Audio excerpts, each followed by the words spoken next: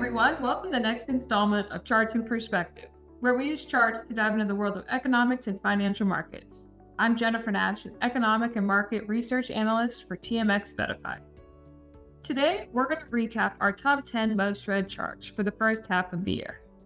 From market updates and valuations to consumer attitudes and gas prices, these charts have provided crucial insights into the economic landscape that has shaped the first 6 months of 2025. First up, our market valuation overview. This chart provides a comparative analysis of 4 market valuation indicators: the S&P 500 regression to trendline, the Crestmont PE ratio, the Q ratio, and the PE10 ratio. At the end of June, the market is overvalued, somewhere in the range of 104 to 137%, depending on the indicator. Number 2 on our list is the Buffett valuation indicator. This is a long-term valuation metric comparing the total market value of publicly traded stocks to the country's GDP. Using the Q1 GDP third estimate and June's S&P data, the latest reading is at 197.6%, signaling an overvalued market. Number 3 is FINRA's margin debt.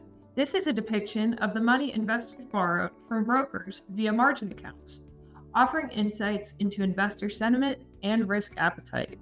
In June, the debt level hit a record high, jumping 9.5% from the previous month. Coming in at number 4 on our list is our Treasury yield snapshot. This is a weekly update that highlights the performance of several Treasury bonds. The yield on the 10-year note ended the first half of the year at 4.24%, while the yield on the 2-year note ended at 3.72%. Number 5 on our list is the University of Michigan's Consumer Sentiment Index.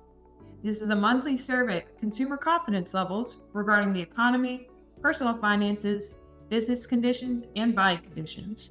The index closed out the first half of the year by increasing for the first time in 6 months, rising to 60.7 at the end of June. Coming in at number 6 on our list is the S&P 500 Snapshot. This is a weekly update that highlights the S&P 500's performance and broader index trends. The index experienced a volatile first half of the year, ultimately finishing up 5.7% at a new record high. In contrast, the S&P Equal Weight Index, which had outpaced the broader index for much of the year, concluded June up 4.1%. Number 7 on our list is our weekly gas prices update. This is a weekly update that shows the price of gas in nominal and real terms since the turn of the century.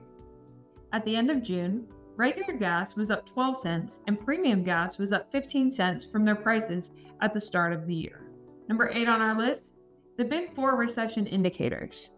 This is an analysis of 4 economic indicators: employment, industrial production, real retail sales, and real personal income, that the NBER Business Cycle Dating Committee weighs heavily when making official recession calls.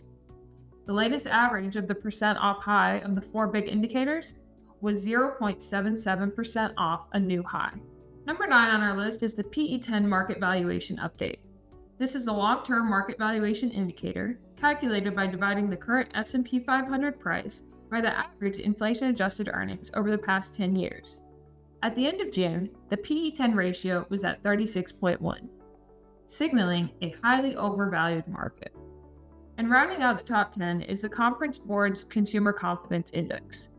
This is a monthly survey of consumer attitudes regarding present and future perceptions of the economy, business conditions, and the labor market.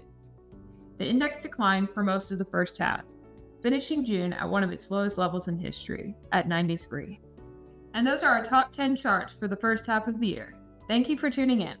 For more economic and market insights, you can find my content regularly on the Advisor Perspectives website under the AP Chart section.